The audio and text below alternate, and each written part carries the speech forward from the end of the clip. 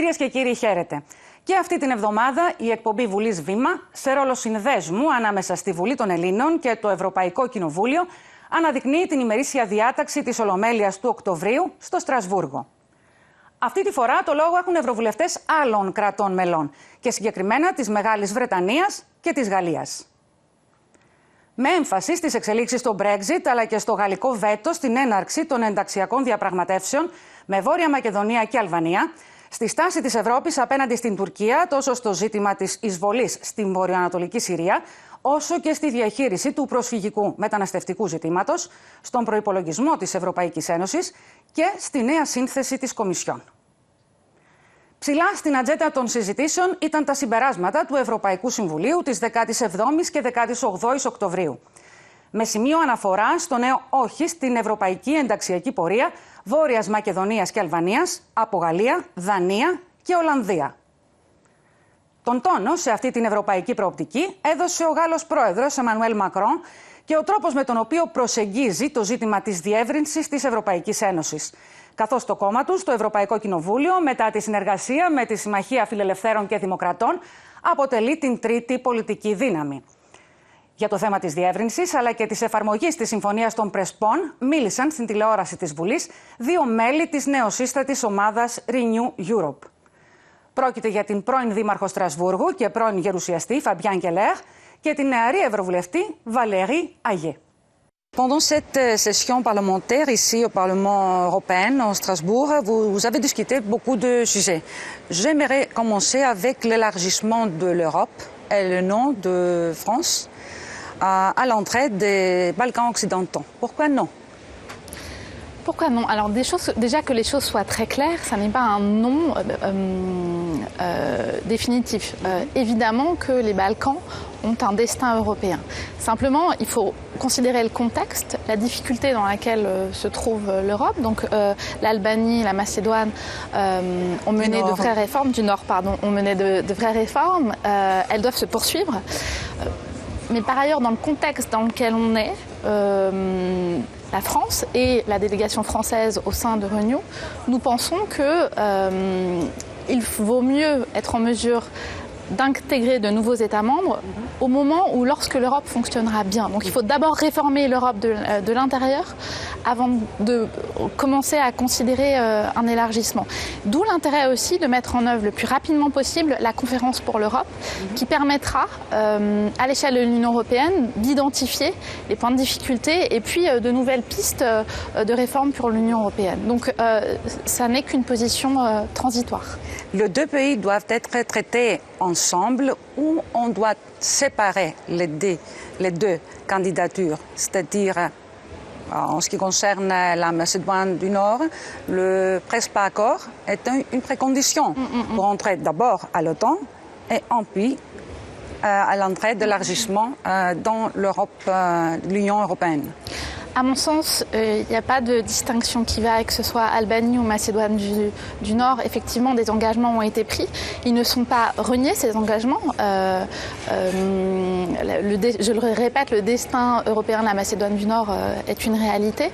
Néanmoins, il faut qu'on puisse travailler, avancer et envisager aussi avec responsabilité un élargissement de l'Union européenne de manière à mieux intégrer ces nouveaux peuples ces peuples qui sont en attente, très en attente de l'Union européenne. Donc moi, je préfère que demain on intègre et qu'on ne déçoive pas plutôt qu'on intègre aujourd'hui et qu'on déçoive parce que l'Europe ne fonctionne pas comme elle devrait l'être. L'élargissement est une réponse au Brexit. L'élargissement vers les Balkans occidentaux. Alors l'Europe a vocation à accueillir les États membres qui remplissent les principes des adhésions précédentes, l'état de droit, la démocratie en chemin. Et c'est pour ça que c'est très important de coopérer, d'échanger avec tous nos voisins. La question plus politique, question d'actualité pour l'Albanie, pour la Macédoine du Nord. Est-ce que c'est maintenant qu'il faut démarrer l'adhésion? Ça fait l'objet de débats avec des points de vue un peu différents. Mais Parce que c'est la France qui a dit non, d'abord. Alors, il ne faut pas le voir comme un non. Elle n'était pas seule, il y avait le Danemark et les Pays-Bas. Et elle ne dit pas non, elle dit il y a des étapes Il faut clairement, c'est des pays partenaires privilégiés, il faut qu'on travaille avec eux, mais il faut aussi qu'on gère les difficultés qu'on peut avoir. Par exemple, sur les sujets de migration avec l'Albanie, c'est compliqué aujourd'hui, c'est la première population qui demande le statut de réfugié.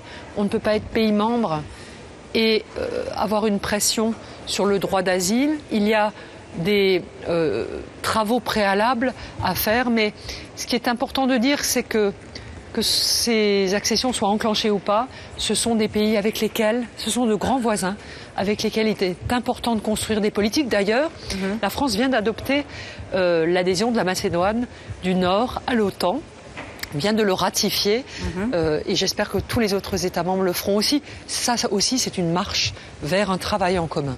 Πάντως, η Ολομέλεια του Ευρωπαϊκού Κοινοβουλίου ενέκρινε ψήφισμα υπέρ της έναρξης των ενταξιακών διαπραγματεύσεων με Βόρεια Μακεδονία και Αλβανία με μεγάλη πλειοψηφία και συγκεκριμένα με 412 υπέρ, 136 κατά και 30 αποχές σε σύνολο 578 ψηφισάντων.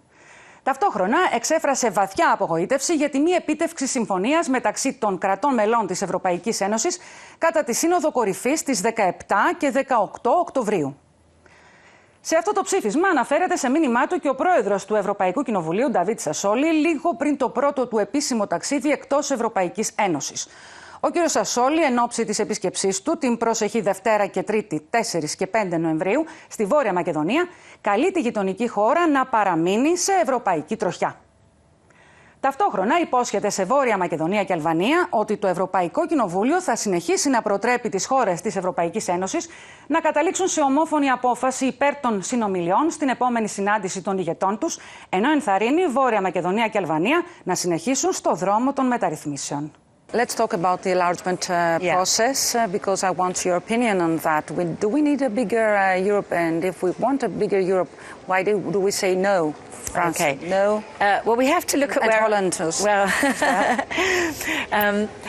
I was very sad about the Council conclusions regarding North Macedonia and Albania, because I believe those countries took a lot of steps in the right direction, and they were encouraged to do that. And Jean-Claude Juncker himself said earlier this week that he is also disappointed in that decision. We have to look at the geopolitics that are playing out in the world today. And so countries on our eastern borders, closer to Russia, are very subject and vulnerable to Russian interference and to Russian influence. And these countries are countries that have known terrible, terrible ethnic wars and conflict. They are countries that see themselves as European, and their young people particularly feel very European. They're connected on the internet and on popular media, and yet they're not allowed to be Europeans like the young people in my country or in your country. And I think that we need to give hope to these countries and to demonstrate to them that they really need to be part of the European project. As much as the other Balkans countries were welcomed in. And it is a strange patchwork, isn't it, in the Balkans, where we have Croatia a member and we have Bulgaria a member and Romania a member, but we still have a problem with giving visas to Kosovans, and we still, we're still telling North Macedonia and Albania, oh, not yet, not yet. And I think this is a historic mistake, and I'm glad to stand up for those countries. I know many politicians, many NGOs, people working on the ground in those countries, and I believe in some respects they do a better job than EU member states. For example, Albania ratified the Istanbul Convention. My country didn't even do that, We just had a fantastic pride in Kosovo, yet we have a problem with LGBT people in Poland. So who's doing a better job, frankly? Το ζήτημα της κλιμακούμενης τουρκικής επιθετικότητας αποτέλεσε ένα ακόμη σημείο ενδιαφέροντος στις συζητήσεις των Ευρωβουλευτών, οι οποίοι με ψήφισμά τους καταδίκασαν την εισβολή στην βορειοανατολική Συρία.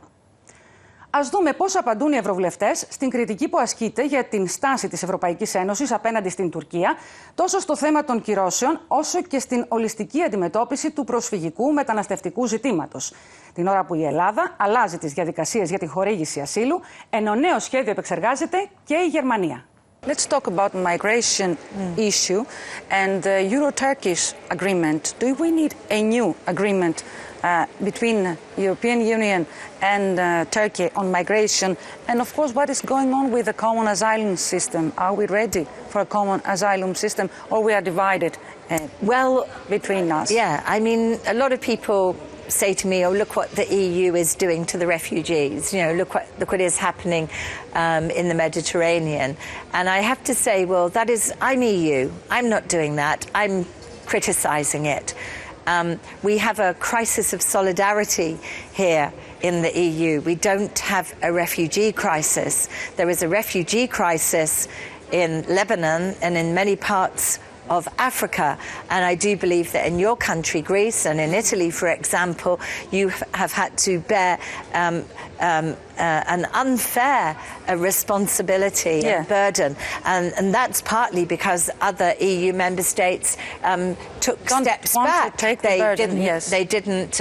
They didn't participate in the common, because they don't have blue borders. Yeah, but they didn't participate in the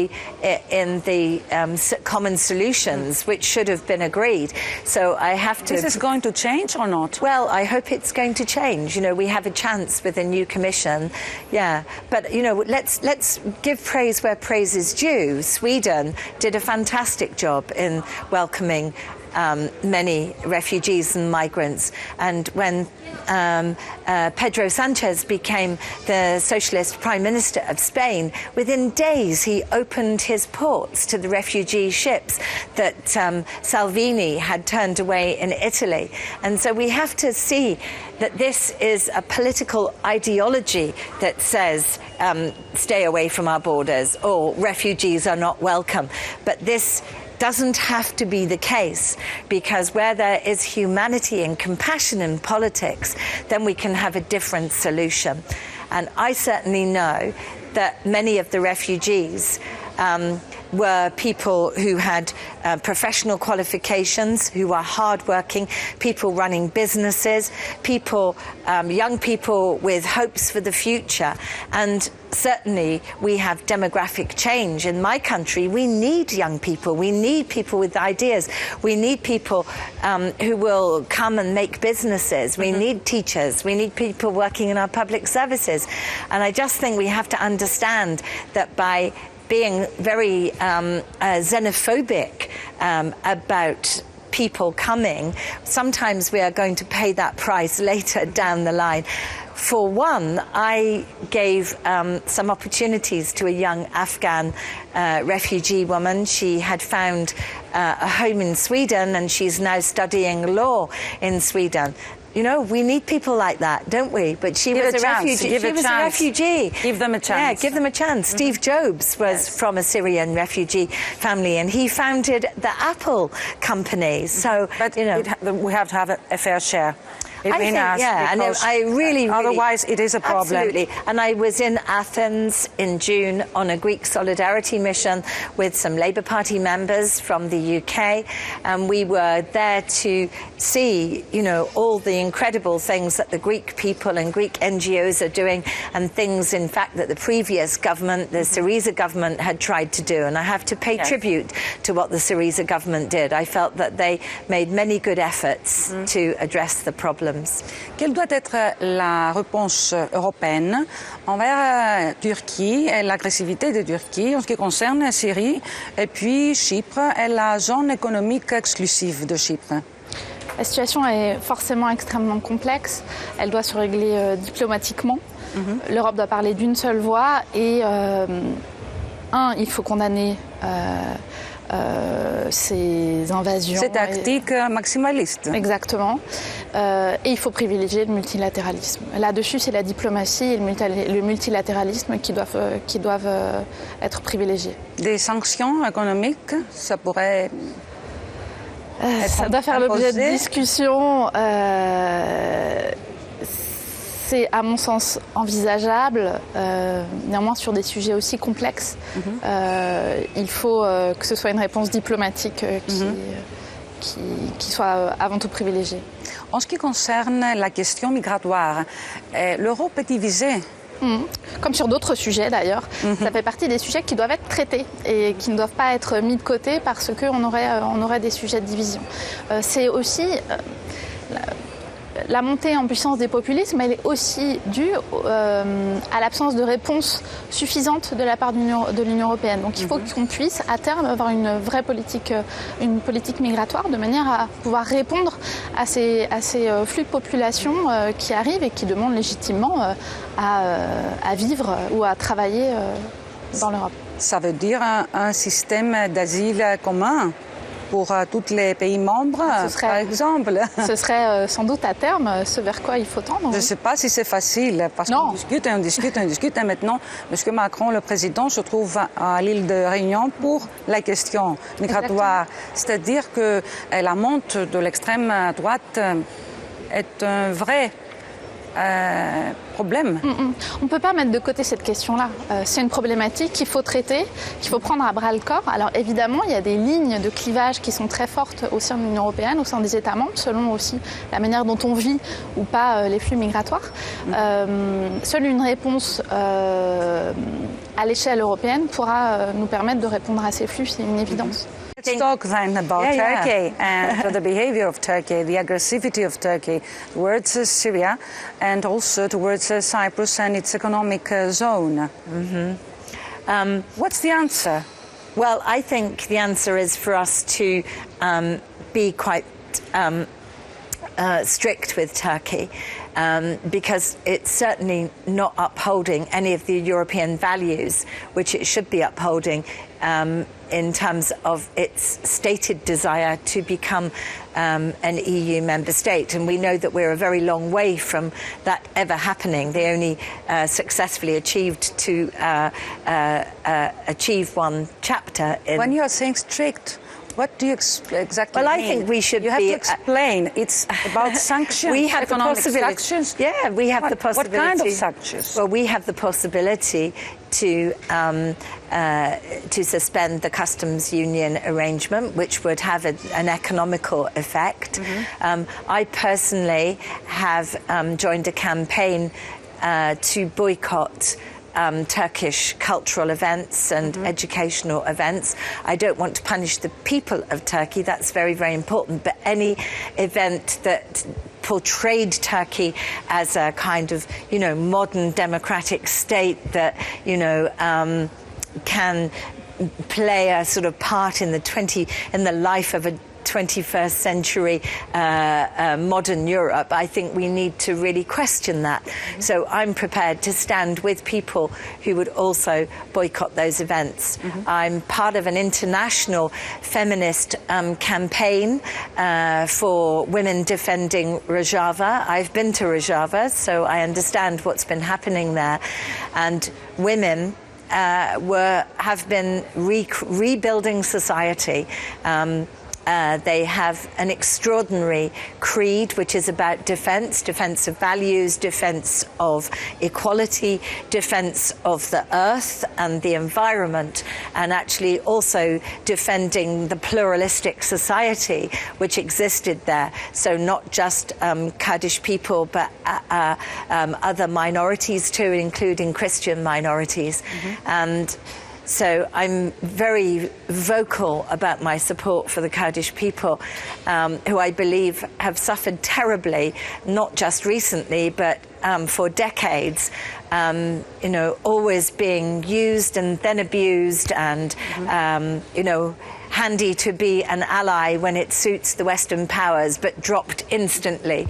It looks like that might interfere with some trade agreements.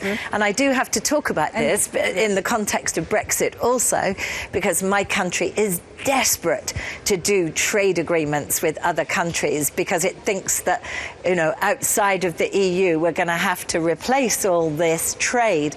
And these will be trade agreements at any price, and they will be trade agreements that don't respect human rights. Already, my country has been selling weapons to Turkey, and these weapons have been killing children and women and civilians in the northeast of Syria. And I think we have to call that out. We have to say what it is. I'm pleased to see that some EU member states decided they would suspend arms agreements, but the UK is not doing that. And the UK is not doing that because, frankly, Boris Johnson would rather entertain President Erdogan than he would, you know, one of the presidents of the EU countries in terms of our future together. L'Europe doit imposer des sanctions à Turquie en ce qui concerne l'agressivité vers Syrie et Chypre. Quel genre de sanctions? La guerre que la Turquie a décidée sur le territoire syrien a fait l'objet d'une réunion exceptionnelle de l'ONU, des Nations Unies, de réunions aussi au niveau européen. C'est un fait politique majeur. Ensuite, les Américains ont pris une décision qui a conduit la Turquie à suspendre momentanément le conflit. C'est un sujet de géopolitique majeur, de risque de déstabilisation. La Turquie est aussi un pays que nous connaissons bien. Il est très proche de l'Europe, il est dans la grande Europe. Donc il est aussi important de dialoguer sur certains aspects. Mais la guerre et le dialogue, ça ne va pas bien ensemble. Donc moi je forme le vœu que les responsables européens, notamment la haute représentante, mais aussi qu'au niveau des chefs d'État, au niveau du Conseil européen, ce sujet trouve une solution, une voie pour sortir de ce conflit qui est extrêmement dangereux pour la stabilité et en Syrie, en Turquie et en Europe aussi. Est-ce qu'il y a des réponses concrètes en ce qui concerne la question migratoire? Alors pour ma part, je me suis engagée dans la commission compétente. Je ne crois pas qu'il y ait une solution simple sur les questions migratoires. Nous avons des pressions migratoires au moment de conflit, comme la Syrie, le conflit syrien que nous venons d'évoquer. Nous avons aussi des pressions économiques, des personnes venues plutôt d'Afrique noire, d'Afrique du Nord, par la route de la Méditerranée occidentale.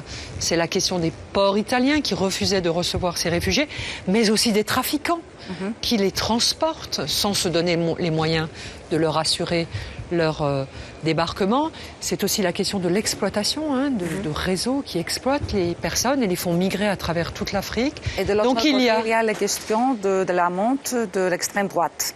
Bien sûr, et tout ça nourrit l'extrême droite. Donc l'Europe, et c'est son honneur, doit respecter le droit d'asile et protéger les personnes qui fuient la guerre ou la persécution. Mais elle doit aussi fixer des règles pour l'immigration économique et les appliquer, se donner les moyens de la mettre en œuvre. Donc il faut en particulier réformer le règlement Dublin.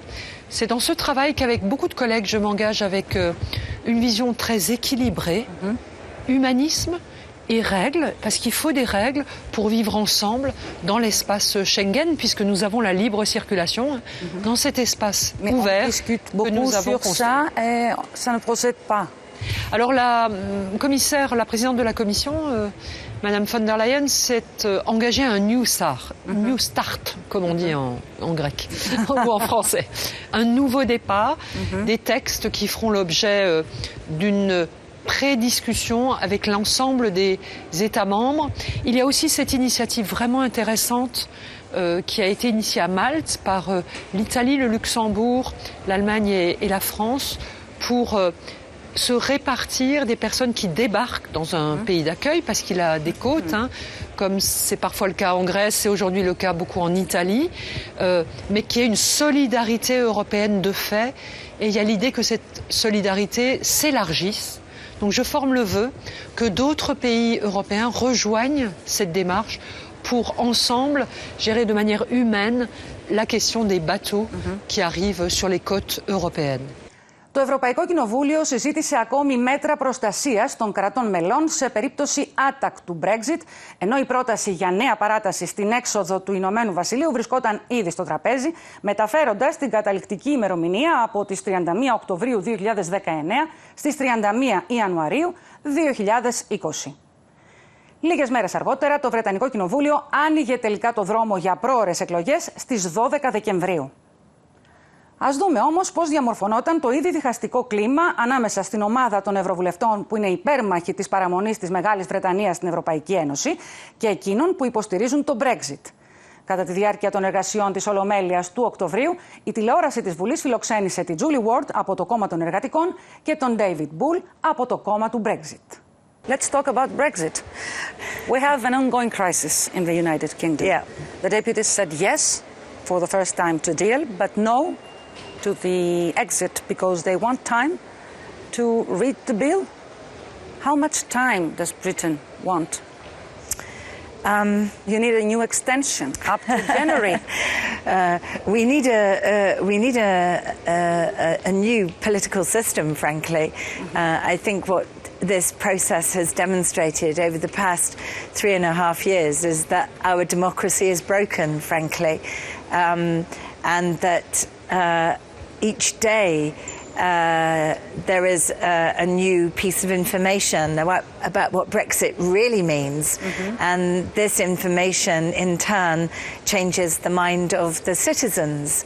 So only last Saturday we had yet another huge demonstration on the streets of London with more than 1 million people coming from right across the UK, from all walks of life, all ages, but united in their feeling that Brexit is the wrong path for our country. And many of those people were people who voted Brexit and they changed their mind. So what do you wish in your heart, Mrs. Ward? That you have elections in your country because the polls give head to Conservatives, the Tories are ahead. Yeah. This is again a problem for those who don't want Brexit. What I feel is that the people are asking for a vote on the deal, and so the process in Westminster in the House of Commons has been to look at the most recent deal that's been agreed between the Conservative government and between the EU negotiators. So they have they need time to discuss it and read it. So there is a deal, but actually this deal is worse than Theresa May's deal. As far as I'm concerned, I don't believe that it protects the Good Friday Agreement and peace in Northern Ireland. I don't believe that it upholds these citizens' rights. And I know this because I have hundreds and hundreds of people writing to me, my constituents writing to me. They are people who have complicated lives. They married somebody from an EU country, or, you know, they have a relative living in another country, or they had plans to have businesses in another country. And suddenly their lives have been put into turmoil. And I really feel that the deal that Boris Johnson brought back created more ambiguity and more possibility for him to rip up workers' rights and trash environmental rights in the future. But it gave less certainty. Now, that's important. So, yes, people are tired of Brexit. We're all tired of Brexit. And it is a disaster, not just for the UK, but also for the EU. And many people say we just need to move on. But even at the point where a deal might be agreed by my parliament, then there will be years of negotiation ahead, and the British people need to understand that if they do accept a deal, whatever that deal is, that is only a deal about leaving. That is not a deal about the future relationship. And this also needs to be told to the British people. So do you want more of this for the next 10 years, or would you look at what we have now and perhaps decide that the relationship we currently have with the EU is the best relationship that we can still have? And I think that needs to be put to the people. So we need to get to a position in the Parliament where we can have an agreement about giving the vote back to the public. And that is the best kind of democracy that we could have. The vote is elections or referendum? Well, I feel that we should have a referendum. I think, because otherwise an election will be like, you know, it will be like a quasi-referendum. And I think really people, you know, yes, we have a deal. I think it's a rubbish deal. I would like to welcome Mr. David Bull, an MEP from United Kingdom, the Brexit Party, group of the non-attached members of the European Parliament. Thank you, Mr. Bull, for being with us. Well, it's lovely to be here. Thank you very much. You are my colleague as well. You are a journalist, but you are a doctor. I am. So my original job was I'm a medical doctor, trained in London. Then I became a television presenter, so I know how hard your job is. Yes. And now you're a Brexiteer. Yes, yes, that's right. So I became a politician really because I was so angry with the way the British public had been treated. Essentially, we had a vote, and 17.4 million people voted to leave, and everyone, so that was the opposition, the government, everyone said they would respect the will of the people. And then 3 years later, we're still here. We're meant to have left. And so people like me were so angry that we felt we should do something about it. And someone said, why don't you become an MEP? And I thought, what a great idea, let's do that. And then I ended up here. I'm now an MEP, and I'm obviously, you know, fighting for the British people. But it's really important that just one point I want to make. I love Europe, and I love Europeans. I just don't like the EU. Yes, but personally, why do you want to be out of the European Union? It's really not what I want. The main argument. So it's not personally. Sure. Well, I was going to say, first of all, it's not really what I want, because the point was we asked people. We said, and we were really clear in that referendum. We said, do you want to stay in or do you want to leave? And it was an open vote, and the majority voted to leave. And I believe in parliamentary democracy, and therefore we have to leave. So this is a matter of respect to a vote. I think so, yes. Because I think, you see, British democracy underpins many democracies around the world. And if we ask people a question, if you work hard and you take money home and you feed your family, and, you know, most people aren't that interested in politics. And for the first time, we had the most incredible turnout. People believed the politicians. They said it's a once-in-a-lifetime decision, and they voted. And suddenly they're being ignored. And that's not acceptable. Now the House of Commons says yes to a deal, but no to a fast-track procedure. What's your opinion on that? So the deputies need time to study the bill. Yeah, I totally agree with that. I mean, the devil, as we said, there's the English expression, the devil is in the detail. Yes. It's really important. Remember, we've got the withdrawal treaty is 600-odd pages long, and the political declaration is 60 pages long. I'm a pretty good reader, but I can't read all of that in 2 days. So it's really important that parliamentarians have time to go through it, to scrutinise it, because there are lots of very clever words in it. You know, both sides have got lawyers, and lawyers, as you know, are very good at using clever words to hide things. I think Mr. Johnson accepts a new extension. Yes, well, of course. So just to explain to you, 3 months. Yeah. So Mr. Tusk said 3 months. So to explain to your viewers, what happened was the House of Commons, the British Parliament, passed a bill, and that bill essentially said if he hadn't got a deal, then by law he then had to request an extension. Now, the Prime Minister did not want to ask for that. Yes, I know that. He really didn't want to. I know that and he very did. well, but he has to accept this because it's on the bill. Correct. But you need, you say, an extension to read the bill. Yes. The new deal. Yeah, so by law, he was forced to write that letter. He wrote the letter requesting an extension. Now, what is interesting about this, he said to the 31st of January, but actually, it is up to the EU how long that extension is. So people like me and people in London are now watching the EU very carefully, because there are lots of things. What we think is going to happen is the EU is going to come back and say, OK, you can have an extension. My personal feeling, it's going to be a longer extension for 2 reasons. I think they're going to put amendments to it. And I understand that from this place. You know, why would people in Greece say, are sick and tired of Britain fiddling around. Are you leaving or are you staying? Yes. And I think what this place would want is if they give another extension, there have to be conditions attached to it. So, and I think it will be something like you have to have a general election or you have to have a second referendum. I do believe Mr. Johnson does not want time. He wants to finish it now. Ah, well, maybe he's scared. You know, I think he knows that time is running out and that the longer this goes on, the more people understand the truth about Brexit, and it is a disaster. You criticise a lot, Mr. Johnson, in your speeches in the plenary. Well, why wouldn't I? He's a liar Prime Minister. He lied to the Queen of my country. You know, he was found guilty of lying to the Queen by the Supreme Court. I'm ashamed that he is the Prime Minister of my country. He has a record of being a misogynist, a homophobe, an Islamophobe too. You know, he makes he says lots of things, but he doesn't keep his promises. Why would we believe him now? You know. How is your relationship with the members of the Brexit Party in the Parliament? You're from Britain. Yeah, Are you divided here? I despise them because they're charlatans. I despise them because they don't believe in this institution, and yet they're happy to come here to take the money, not to do the work in the committees, making legislation or writing reports or sitting around a table, coming to a common agreement about things.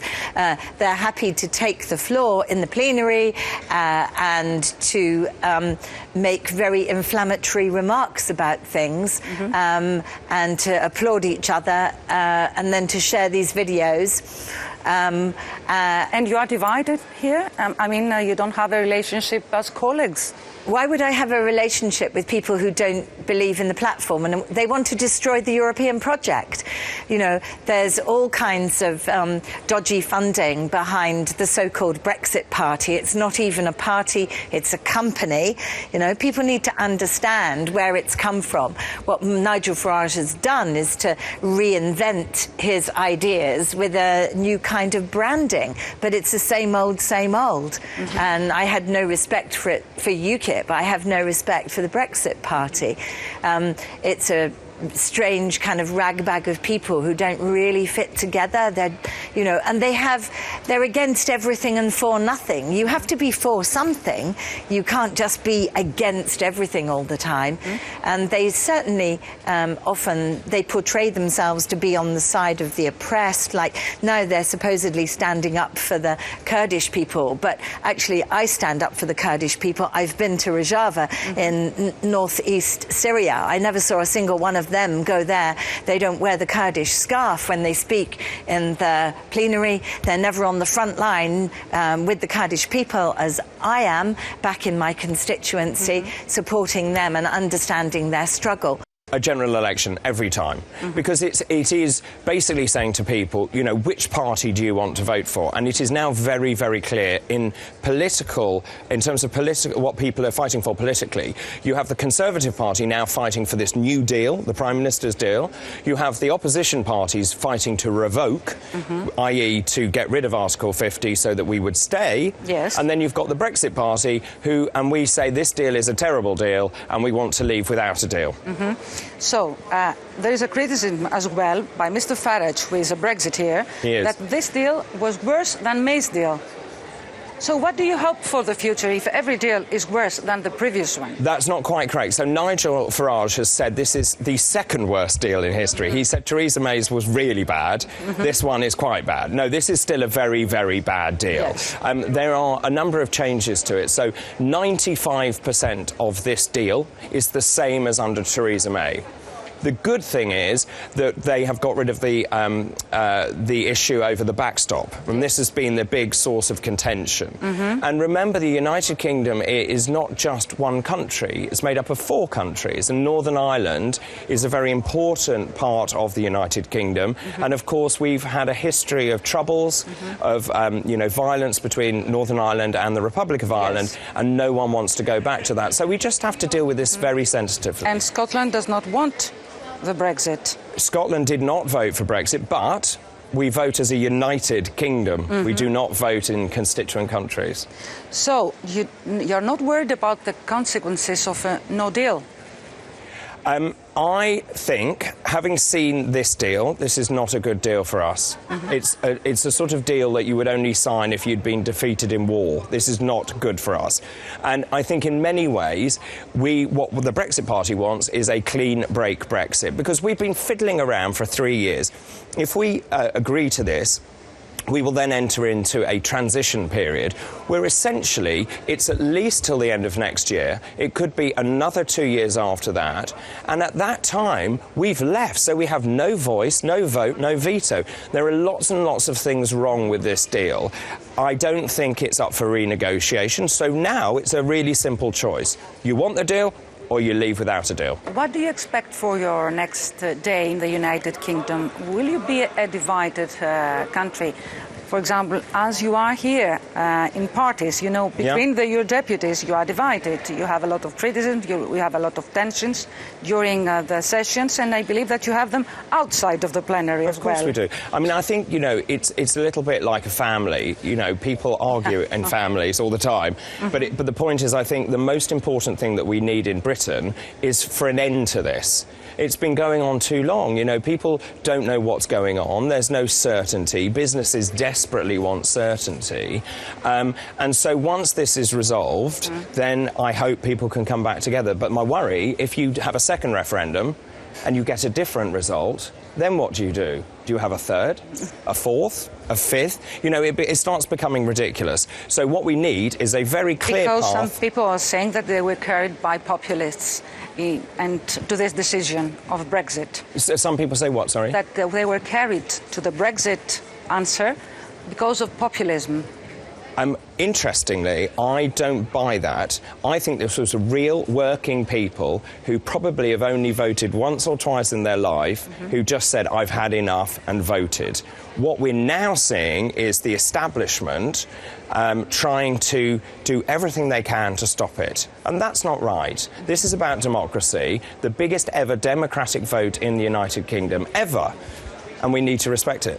Les députés au Royaume-Uni demandent plus de temps pour réfléchir. Qu'est-ce que vous dites? Il y a une extension, encore une extension, une proposition pour encore une extension. Ce que je dis, c'est que le Brexit est forcément défavorable aux deux parties. Moi, je le déplore qu'on aille dans cette direction. Néanmoins, les Anglais, les Britanniques ont voté il y a 3 ans. Il faut qu'on trouve une issue. Si cette extension est une extension technique, alors on peut l'envisager. Néanmoins, il faut qu'on puisse aboutir sur cette question-là. C'est aux Britanniques, eux, de nous dire ce qu'ils veulent. Je pense que les négociations menées par Michel Barnier ont été très nourrie. L'Europe, de son côté, les 27 ont parlé d'une voix unie. Il faut qu'on puisse avancer maintenant et que les Britanniques nous disent ce qu'ils veulent, le plus tôt possible. Vous êtes pour une extension au Royaume-Uni pour réfléchir sur le... Alors, ce Brexit est une douleur pour l'Union européenne. Moi, j'aurais préféré que les Britanniques décident de rester. J'ai d'ailleurs étudié la situation au moment où Cameron était Premier ministre et qu'il proposait ce référendum. J'étais très inquiète et j'ai regretté que le Royaume-Uni soit comme ça coupé en deux. Et il l'est plus que jamais, hein. Après 3 ans et demi d'hésitation sur la manière de sortir, après le référendum, cela génère beaucoup de tensions, des tensions aussi entre l'Écosse et le reste du Royaume-Uni, en Irlande du Nord. Entre la République d'Irlande qui va rester au sein de l'Union et l'Irlande du Nord. Tout ça. Tout ça, ça crée des tensions parce que quand on a vécu ensemble 45 ans, on a des relations, on échange beaucoup de marchandises. Il y a beaucoup de Britanniques qui vivent en Europe, d'Européens qui travaillent et vivent au Royaume-Uni. Donc c'est comme un divorce. Alors, ils ont besoin du temps pour... Alors, ils ont eu 3 ans et demi. Ils ont eu 3 ans et demi. Le sujet aujourd'hui est largement un sujet de politique intérieure britannique. C'est la question de la liaison entre le gouvernement britannique et la Chambre des communes qui doit approuver l'accord que Boris Johnson, Premier ministre, a négocié avec Jean-Claude Juncker et Donald Tusk. Donc il faut maintenant que le Royaume-Uni chemine vers une solution. Alors donner une extension technique, parce qu'on est déjà le 23 octobre, on est fin octobre, 31 octobre c'est demain, il n'y a plus le temps. On parle de 3 mois. Alors il faut donner un temps pour permettre la fin de ce processus, mais il ne faut pas donner du temps pour une décision nouvelle, parce qu'on voit que l'essentiel des choses sont maintenant décidées, mais il faut qu'en interne au Royaume-Uni, la crise nationale, qui d'ailleurs menace d'éclatement le Royaume-Uni, puisse trouver une solution constructive. Η καθυστέρηση στη σύνθεση της νέας Κομισιόν ήταν επίσης ανάμεσα στα θέματα που συζητήθηκαν. Λίγο πριν προταθεί από τον Εμμανουέλ Μακρόν, ο Διευθύνων Σύμβουλος της Τεχνολογικής Εταιρείας Atos και πρώην Υπουργός Οικονομικών της Γαλλίας, Thierry Breton, για τη θέση του Γάλλου Επιτρόπου στην Κομισιόν. Ο Μπρετόν διεκδικεί το χαρτοφυλάκιο για θέματα εσωτερικής αγοράς και βιομηχανίας που προοριζόταν για την αρχική πρόταση της Γαλλίας, τη Sylvie Goulard, την οποία απέρριψε το Ευρωπαϊκό Κοινοβούλιο. Il y a une discussion ici en général sur la nouvelle commission. Comme la candidature de Sylvie Goulard, française, a été rejetée, je veux votre commentaire sur ce sujet. Ça a été inattendu pour vous? Alors, déjà, c'est la démonstration que le Parlement européen, que les députés européens ont du poids. Certains en doutaient, il y a une réalité, c'est que le jeu démocratique, il est bien présent. S'agissant spécifiquement de la candidature de Sylvie Goulard, je déplore que le jeu des partis politiques et des alliances ait primé dans cette affaire.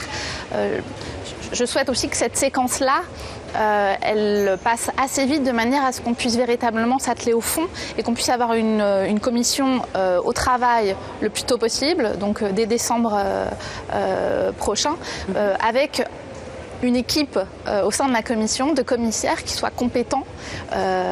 Je crois qu'on ne pouvait absolument pas remettre en cause la compétence de Sylvie Goulard. Donc moi je voudrais qu'on passe cette étape assez vite pour pouvoir répondre aux grands défis qui se posent pour l'Union européenne, pour la population européenne. On a une nouvelle commission, mais on a un délai. La candidature de Mme Goulard a été rejetée et je veux vous demander si ça a été un moment difficile pour le gouvernement français. Alors bien sûr, elle était commissaire désignée par la France, donc le fait qu'il faille maintenant présenter quelqu'un d'autre, voilà, c'est une étape qui n'était pas bonne. Mais maintenant il faut regarder vers l'avenir. Le président de la République française va probablement rapidement maintenant proposer un nouveau nom et puis le processus va redémarrer parce qu'il est important que la commission soit installée. Les dossiers sont nombreux et c'est l'administration qui pilote l'Europe, donc il faut qu'elle ait des chefs, des leaders que sont les commissaires. Στο επίκεντρο της συζήτησής μας βρέθηκε ακόμη ο Ευρωπαϊκός Προϋπολογισμός του 2020 με το βλέμμα στραμμένο στις προοπτικές για το νέο δημοσιονομικό πλαίσιο 2021-2027. Σε ποιους τομείς θα κατευθυνθούν τα κονδύλια της Ευρωπαϊκής Ένωσης και ποιες είναι οι προτεραιότητες για το κλίμα? En ce qui concerne le budget et l'avenir du budget européen, c'est une question de taille ou d'équilibre? Oh, le budget, c'est un sujet toujours très important. Parce qu'en fait, on peut discuter, mais c'est au moment du budget qu'on décide vraiment. Là où on met des moyens, là où on n'en met pas. Donc, nous venons ce matin de voter le budget pour l'année prochaine, 2020. Mais nous discutons déjà des budgets suivants, puisque l'Europe a une programmation sur plusieurs années. Jusqu'à 27. Voilà, c'est 21-27. Et là, la question, effectivement, de la taille du budget est importante, puisque le budget européen, en fait, est petit. Il fait 1% du produit intérieur brut de l'Europe. Et la question, c'est est-ce qu'on le fait un peu plus grand, 1,1, 1,2, 1,3. Et est-ce que ce budget peut avoir des ressources propres? C'est la question de la taxe, par exemple, sur le plastique, ou un mécanisme qui me tient à cœur, le mécanisme d'inclusion carbone. C'est l'idée donc de droit à l'entrée qui reflète les contraintes écologiques que nous imposons à nos industriels à l'intérieur de l'Union, alors que nous importons des produits qui ne sont pas du tout sobres en termes d'énergie. Donc un mécanisme qui rééquilibre cette surcharge pour les industries européennes et qui surtout encourage les exportateurs à amener en Europe des produits vertueux, des produits peu émetteurs. Donc c'est ces mécanismes-là qui sont d'ores et déjà en discussion et qui détermineront la taille du budget et ses ressources propres. Je vous remercie pour cet entretien. Merci beaucoup et je me réjouis de pouvoir m'exprimer à nos amis grecs. C'est un grand honneur. La déesse Europa était grecque. C'est vrai. Un des grands problèmes, de grands sujets est le climat. Oui. Et on a aujourd'hui des catastrophes dans la France du Sud. Alors, qu'est-ce qu'on doit faire comme pays membre de l'Union européenne pour envisager ce très grand problème? Sur l'urgence climatique, on a ces dernières semaines eu différents épisodes météorologiques climatiques qui nous rappellent que c'est un défi et qu'il faut qu'on le prenne à bras le corps, sachant qu'un État membre seul ne pourra pas répondre à ces problématiques-là. On a les grands enjeux qui se posent et on a voté aujourd'hui le budget pour 2020 avec des éléments liés au climat. On entame également les négociations sur le cadre financier pluriannuel avec des éléments climatiques qui sont très présents. Donc véritablement, il faut qu'on intègre cette dimension climatique dans un maximum de politiques publiques européennes. Le New Green Deal proposé par Ursula von der Leyen, la présidente élue, est aussi mais on une a plusieurs vitesses dans les pays membres. On a plusieurs vitesses, mais comme sur d'autres sujets, il faut qu'on puisse avoir un objectif partagé, qu'on soit ambitieux sur la question du climat. Le Parlement l'est, comme sur d'autres sujets. En général, le Parlement est plus ambitieux que la Commission et encore plus que le Conseil, mais aussi c'est le jeu des négociations. Il faut qu'on puisse arriver à la fois répondre à ce grand enjeu du défi, parce que c'est du défi climatique, parce que c'est aussi les générations suivantes qui vont le plus pâtir de notre incapacité à répondre à cette urgence, et tout en accompagnant aussi les acteurs économiques, je pense aussi aux agriculteurs dans la transition écologique. Le budget devient plus pauvre chaque année. Alors c'est un problème, ça, pour le futur. Alors, on a déjà un sujet avec le Brexit. C'est l'équilibre. On a déjà un sujet avec la sortie du Royaume-Uni, puisque le Royaume-Uni était un contributeur important. Donc, pour la prochaine programmation pluriannuelle sur 2021-2027, il faut envisager cette programmation avec la contribution en moins du Royaume-Uni. Donc, ça, c'est un sujet. Sachant qu'on a une contradiction, parce que de manière générale, les États membres demandent toujours plus à l'Europe, mais si possible avec moins de moyens. Il y a un principe de réalité qui est que si on demande plus, alors il faut pouvoir... où on met le fonds. Exactement. Donc soit on dégage des priorités et on dit on fait telle et telle coupe, ce qui n'est a priori pas ma position. Soit on dit on a une vraie ambition pour le projet européen et ça doit s'accompagner de fonds, de contributions des États membres, mais aussi de ressources propres, de manière à ce que l'Union puisse nourrir et alimenter, financer elle-même ses propres politiques qui ont véritablement un intérêt européen, une valeur ajoutée européenne au service des Européens. Maintenant, l'Europe se trouve à une difficulté de répondre aux vrais problèmes des Européennes. Et pourquoi? C'est une question que nous, députés, devons nous poser tout particulièrement, parce que on est la représentation de la population en direct. Donc j'espère que nous pourrons conduire un travail en profondeur. Mais pendant la campagne, nous avons déjà appris beaucoup de choses ou confirmé beaucoup de choses. Par exemple, que l'environnement, la question du développement durable, est une priorité absolue pour nos concitoyens. Que le fait qu'il y ait des personnes qui vivent en situation de pauvreté est inadmissible. Et la Grèce a subi plusieurs années de récession économique et doit porter toute l'attention de l'Union européenne pour épauler un pays qui connaît des difficultés. C'est cela la solidarité européenne. Comment on peut mieux aider un pays qui connaît le chômage ou la crise économique? Comment on peut accompagner nos jeunes étudiants pour qu'ils circulent en Europe, pour qu'ils aient une expérience européenne? C'est l'idée de développer Erasmus. tout un ensemble de propositions et de priorités que nous avons ressenties pendant la campagne, mais maintenant qu'il nous faut décliner en actions concrètes. Tell me something about the European project. Do you believe that it has offered something or can offer something to the whole of Europe? Stability, I mean, common decisions on the climate changing, on migration issues? I think when we joined the common market, as it then was many, many years ago, it was very clear that it was about a trading platform. The EU has become something far more than that. It has become, and it is very clear, we've heard that here, it wants to become a federal union. And I have no problem with that, you know, and I think the only way to do that is to have a single currency, a single foreign policy, and I think it's also very clear that they will get rid of national governments and there'll be a supranational government which will be based here. And if you want that, and if countries want that, if Greece, for example, wants to be part of that, it's great.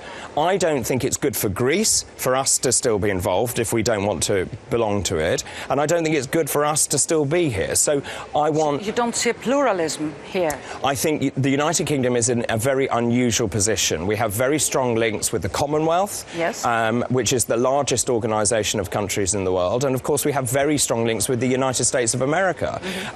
So in many ways, the UK's always been a funny neighbour in many ways. We don't have the single currency. We still have sterling. We still have the pound. We at the moment have one foot in and one foot out. And I think it's time now that we leave and we let Europe and the EU get on with its project. Mais d'abord, je veux vous demander que signifie agir pour vous? Alors, je suis de centre droit en France et j'ai fait la campagne pour l'élection présidentielle avec Alain Juppé. Il n'a pas été retenu pour les primaires des Républicains.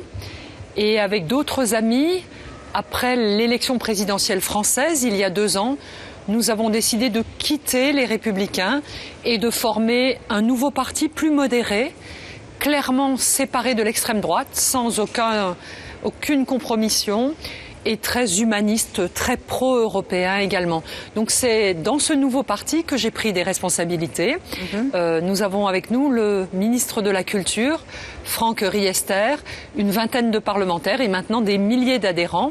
Notre caractéristique, notre ADN, c'est d'être très lié au terrain, aux élus locaux, et donc d'être très attentif aux gens dans ce qu'ils vivent au quotidien. Vous êtes familier avec Strasbourg, vous êtes ex-maire de Strasbourg, c'est-à-dire que vous connaissez très bien les institutions.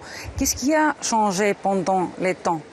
Alors les institutions européennes, c'est un honneur et une mission historique pour la ville de Strasbourg, puisque Strasbourg a été ballottée pendant les derniers conflits mondiaux, absolument catastrophiques pour la planète et l'Europe.